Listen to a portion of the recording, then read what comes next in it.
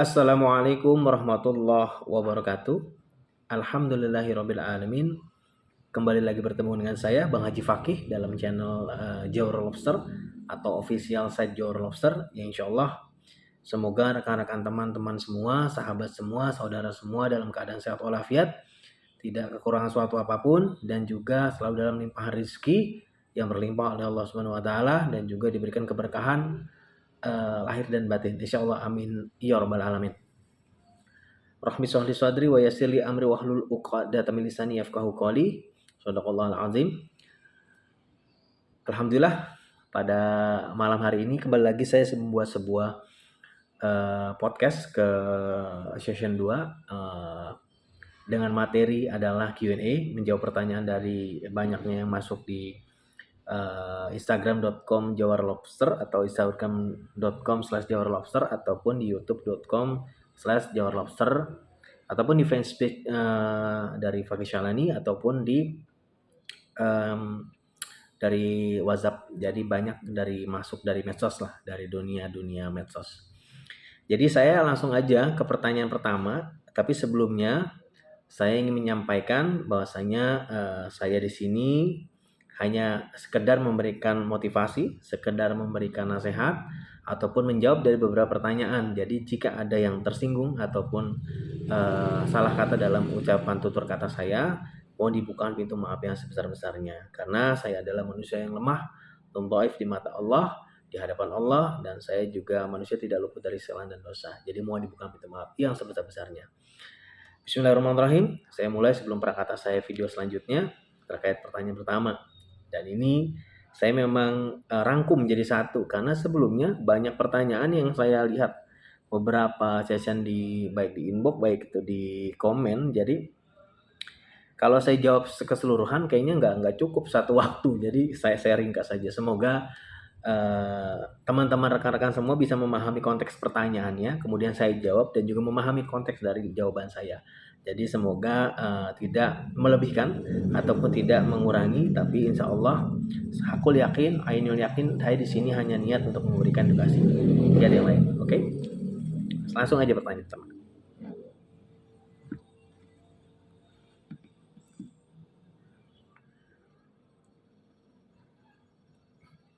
Oke. Rekan-rekan, ada pertanyaan dari salah satu buyer saya atau pembeli pelangganan saya di channel Instagram.com Johor Lobster.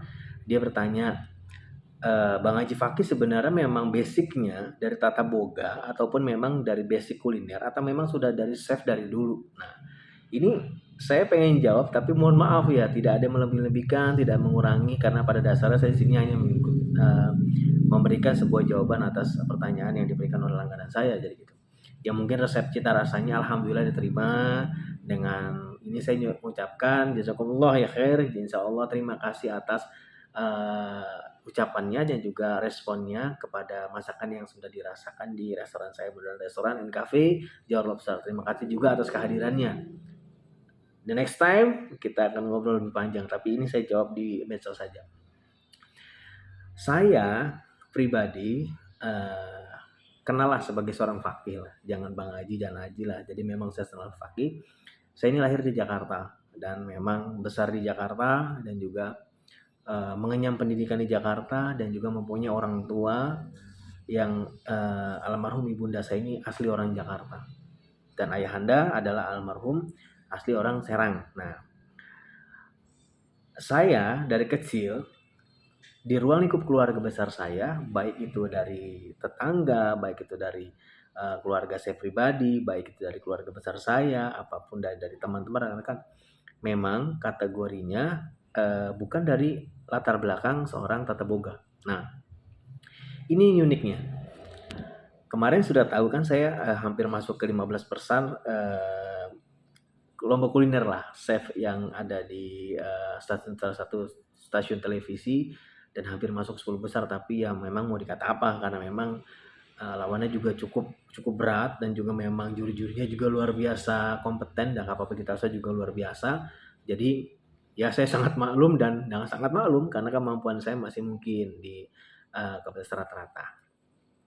Basically saya bukan orang tata boga Dan basically saya bukan orang kuliner yang benar-benar terjun langsung ke dunia masak.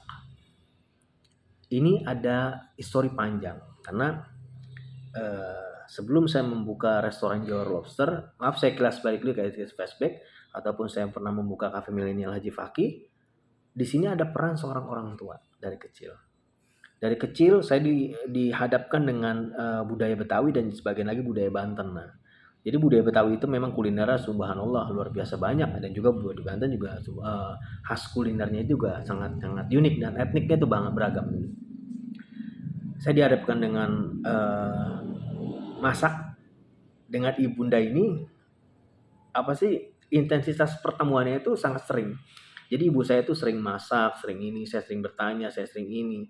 Jadi ketika dia masak sop Betawi, dia masak sop ikan, dia selalu membuat rendang atau bikin opor, bikin sayur asam goreng Betawi, banyaklah khas Betawi. Terus ada pecak gurame, pecak kanmas, terus banyak dari sayur lodeh, sayur asam. Saya selalu ikut nimbrung karena resep itu bukan yang sekarang banyak racikan ya. Jadi secara langsung saya belajar dengan beliau, dengan ibunda saya, luar biasa banyak ya resep-resepnya ternyata saya pahami, dan saya langsung terjun. Karena serunya gini, ada omelan dari ibunda saya yang benar-benar sampai sekarang masih saya nggak habis pikir. Jadi ibu saya ketika saya masak, beliau bilang seperti ini, jadi ini rasa sayur asam goreng asam ya, itu pakai bumbu rempah, ditambahin ini, ditambahin ini, rasanya harus seperti ini, standarisasi harus seperti ini. Nah, kurang sedikit garam, lebih sedikit garam, meskipun hanya perbedaan sedikit, tidak selalu sama, itu salah. Dan itu yang menyebabkan saya sering berdebat dengan ibu saya. Nah, ini sudah sesuai resep, sesuai ini, tapi kenapa? Oh, ternyata saya ambil. Saya memaknai seperti ini. Omelan beliau yang diajarkan kepada saya itu ternyata menjadi doa. Doa ini yang mengantarkan saya sekarang ini mencintai dan memahami dunia kuliner ini. Dalam passion saya itu sangat luar biasa. Saya mencintai dunia kuliner karena dari beliau gitu. Beliau masak pecak ikan mas, pecak gurame. Ini kalau saya terus bicara seperti ini pasti air mata saya nggak akan terbendung. Tapi saya langsung rangkum karena beliaulah yang mengajarkan banyak hal dalam dunia kuliner, dan itu sangat-sangat terbaik. Sama seperti ayahanda saya. Ayahanda saya almarhum, dia nggak mengajarkan banyak masalah makanan, tapi uniknya ibu saya yang memberikan resep, kita masak, kita belanja ke pasar dengan setiap intensitas, sering kali kadang ke pasar, kadang ke sini saya beli. Dan ayah saya sering ngajak makan di tempat restoran-restoran ternama. Entah dia tiap bulan, entah itu pertengahan bulan, entah punya duit, entah nggak punya duit. Jadi kami ini keluarganya senang makan kuliner. Dan luar biasanya kita ini di rumah sebelahnya itu ada panti asuhan. Jadi setiap kita makan, kita pasti berbagi. Nah itu, kita dan saya pribadi sangat berbangga. Selain ilmu agama, selain ilmu dari budaya, ilmu dari orang tua, pengajaran, pembinaan dari beliau, karakter saya terbentuk. Bahwa saya ini tidak boleh meremehkan dari hal yang paling kecil sekalipun, dan sangat-sangat tidak boleh merendahkan apapun kasus seseorang, baik dan buruk seseorang, statusnya itu apa, saya tidak pernah boleh membandingkan. Karena apa? Orang tua saya yang berjasa pada saya karakter orang yang tidak akan pernah membedakan status, mau dia pejabat, mau dia presiden, mau dia jabat menteri, dengan orang biasa bahkan pengemis, saya nggak akan pernah bedakan. Insya Allah itu boleh dites. Itu jawaban saya, dan itu ibu saya yang memberikan. Jadi secara kuliner, secara adaptif ya, secara pendidikan, saya bukan orang tata boga. Tapi saya selalu mengasah, setiap ada ini saya pelajari, setelah saya ini saya masak, saya beli bumbu sendiri, saya resep sendiri, saya racik sendiri, saya tumis sendiri. Dan konsep inilah, setelah mereka tidak ada, ini menjadi lapangan ataupun passion yang mendarah daging dalam hidup saya ini untuk maju ke depan. Dan ini yang membuat saya ini kuat dalam menghadapi kehidupan. Kehilangan orang tua, jangan dipikir saya tidak down ya saudara-saudara. Selama 3 tahun, hampir 5 tahun setelah meninggal bapak saya, kemudian ditinggal oleh ibunda saya, itu down luar biasa. 5 tahun ini perjuangannya berat, sangat-sangat berat.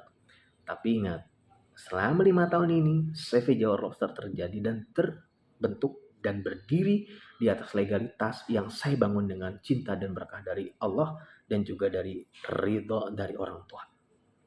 Itu tidak akan bisa dipungkiri. Saya hanya anak dan cinta orang tua itu tidak akan ada gantinya, baik itu di dunia ataupun di akhirat. Karena mereka lah saya bisa menjadi seperti sekarang. Dan karena mereka lah saya diajarkan mengenal Allah. Saya diajarkan menerkan Rasulullah. Saya diajarkan untuk bagaimana mencintai dan menghargai seseorang. Dan juga menyayangi apa arti keluarga. Dan apa arti itu saudara. Apa arti mengenal satu sama lain. Baik dan buruk ke seseorang. Saya selalu diajarkan.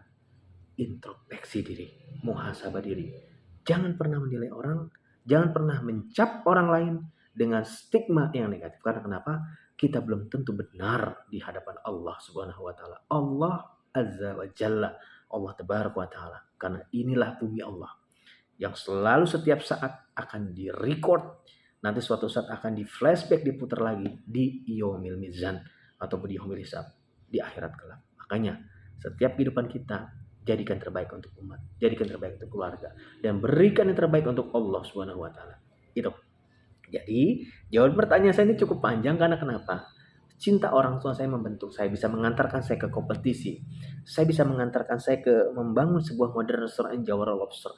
Saya membangun cabang, saya membangun kasir dengan mengenal chef-chef ternama di dunia perikanan, di dunia kelautan, di dunia peternakan. Mereka lah yang mengajarkan. Tapi banyak prosesnya, panjang suka duka. Kehilangan ini, kehilangan aset, dizolimi, dihianati, dihardik, dihasut dengan keluarga sedemikian hebat. Apa jawabannya? Sabar. Suatu saat Allah yang akan mengangkat kamu sampai ke titik yang tidak akan pernah kamu sadari kamu menjadi seorang seperti apa. Jadilah berkah hidupnya.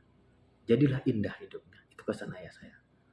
Jangan pernah balas dan jangan pernah membalas apa yang dizalimi oleh orang lain.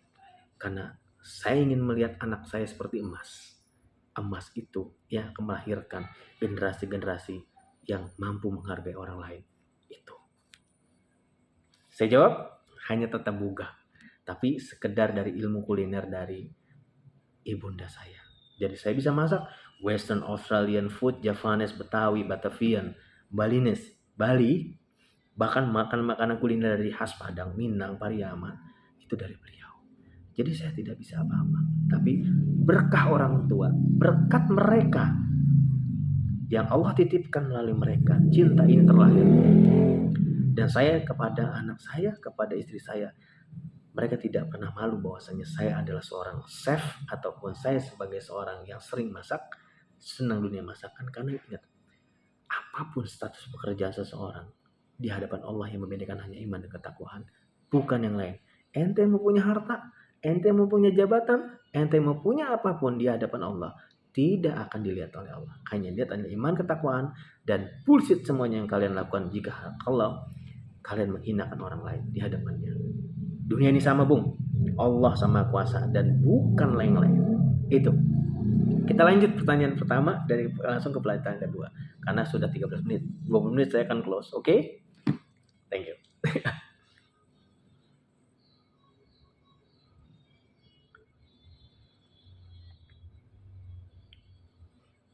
Oh. Oke.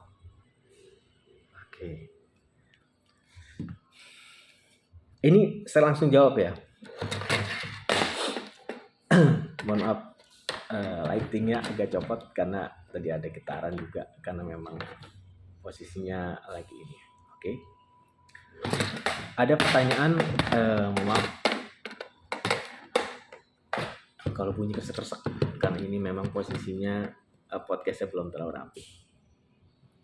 Oke, saya lanjut terkait tentang restoran ini. Kenapa diberi nama Jawara Lobster? Ini panjang ceritanya. Jadi sebelum saya membuat Jawara Lobster, saya membuat saya membuat Jawara Seafood. Kemudian saya membuat Cafe Millennial Haji Faki. Kemudian saya membuat Cafe Millennial. kemudian saya membuat banyak lainnya juga, banyak deh. Jadi proses ini sangat panjang, saudara. Dan tidak serta-merta saya langsung membuat nama Jawara Lobster menjadi seperti sekarang. Karena ini prosesnya sangat panjang. 2018-2019 saya membuat ini pertama kalinya itu bukan Jawara Lobster. 2016-2017 dari Cafe Milenial Haji Faki, dari Rafiza, dari Cafe Milenial, kemudian berganti lagi ke Bijak Production, kemudian berganti lagi kepada Jawara Seafood, kemudian ikan laut, kemudian saya membentuk dan dipercaya sebagai manajer operasional di Lodigo 031. Saya menjadi produksi bakso itu dan juga nugget dan juga kaki nugget itu dengan secara apik dengan alat itu. Kemudian saya memberanikan diri dengan tanda kutip sebelum pandemi itu mendirikan Jawara Lobster, kemudian mengembangkan ekspansi bisnis meskipun tertatih-tatih. Karena masalah terberat itu saya jabarkan ke posisi yang pertama, kedua, bukan karena saya tidak bisa. Pertama, karena saya kehilangan orang tua tuh hilang mood saya. Jujur deh, siapa yang nggak kehilangan orang tua itu hilangan mood itu merasa banget.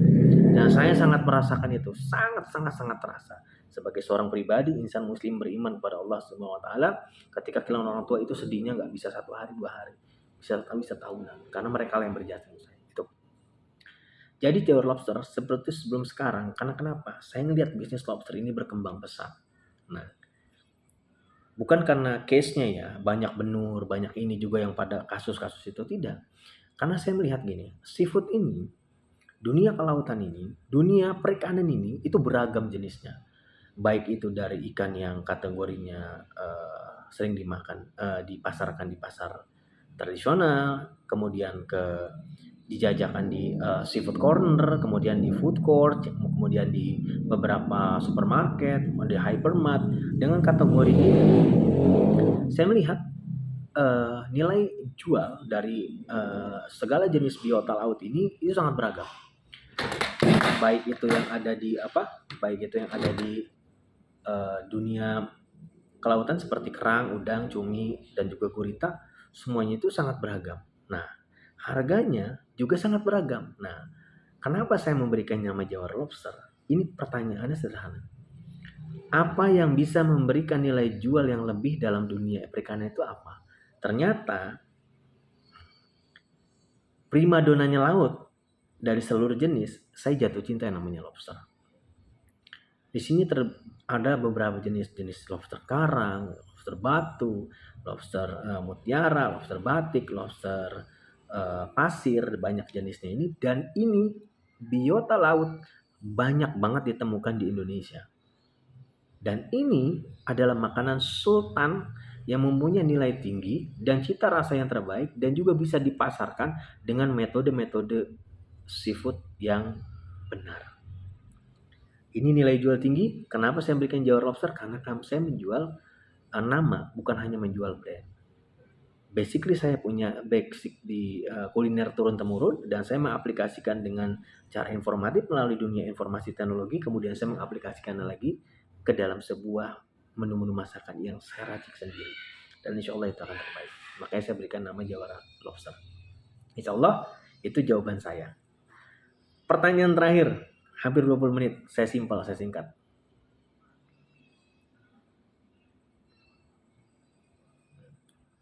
Wah. Ini saya jawab nggak nih? Luar biasa ini, Masya Allah. Oke, saya jawab ya. Ada beberapa teman saya, rekan-rekan, menanyakan, benar tidak saya meninggalkan dunia sosial demi untuk menenangkan diri?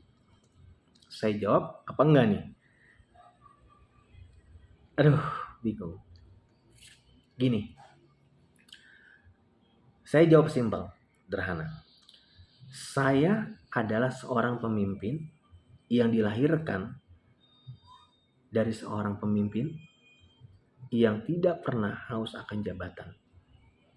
Dan saya memegang penuh peranan, baik itu amanat, baik itu wasilah, baik itu tanggung jawab sebagai seorang muslim yang mengemban penuh amanat umat. dunia ini fata morgana, dunia ini hanya sesaat.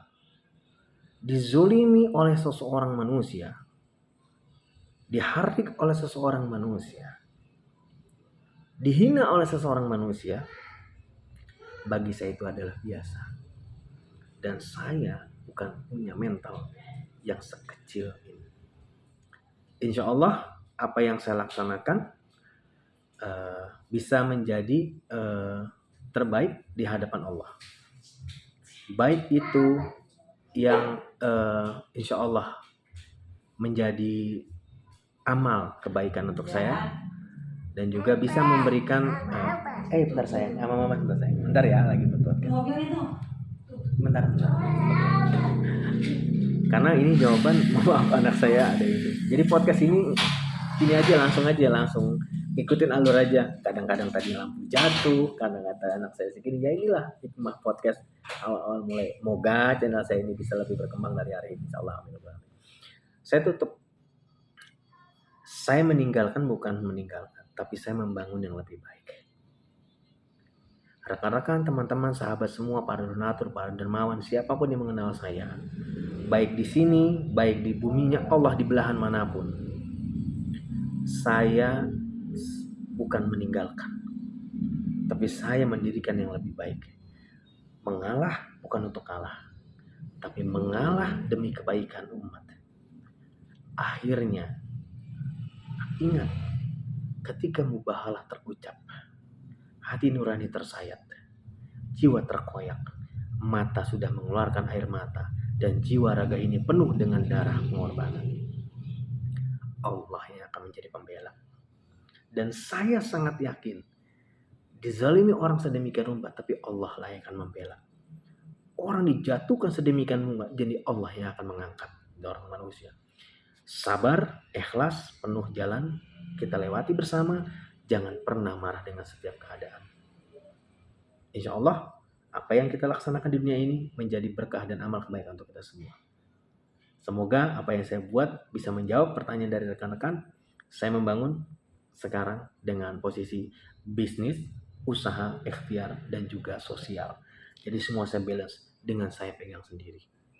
Maaf, bukan saya tidak ingin membicarakan masalah wakaf, tapi inilah bentuk perjuangan bagaimana caranya kita berjalan dalam sebuah ritme kehidupan, silih berganti, dan selalu sabar dalam setiap kejadian dan ujian dan cobaan.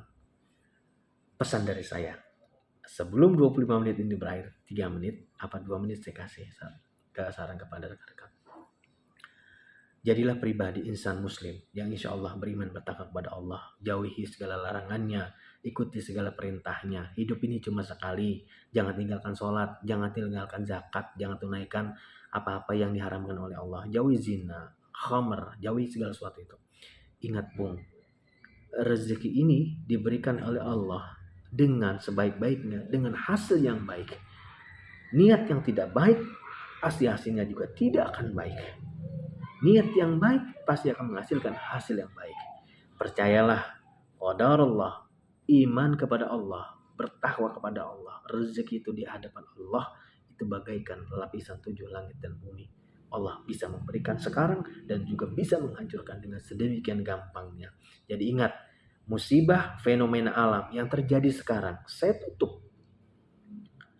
Diberikan ujian dan cobaan saudara-saudara kita semua di Cianjur, saudara-saudara kita di Garut, saudara-saudara kita semuslim, beriman, bertakwa, dan juga yang non-muslim, ada juga di Pangandaran, dimanapun kalian berada, bahkan di bumi belahan manapun, semua terjadi atas izin dan kehendak Allah Subhanahu wa Ta'ala.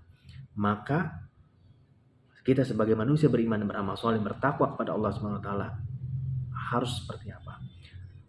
Kembali kepada Allah, muhasabah diri, introspeksi diri dari setiap kesalahan dan doa.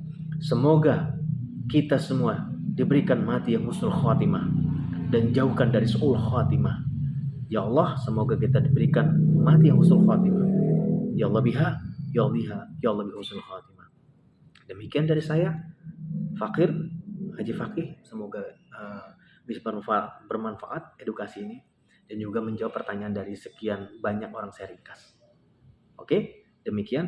Akhirul kalam, wabillahi taufiq wal hidayah wa minkum. Assalamualaikum warahmatullahi wabarakatuh.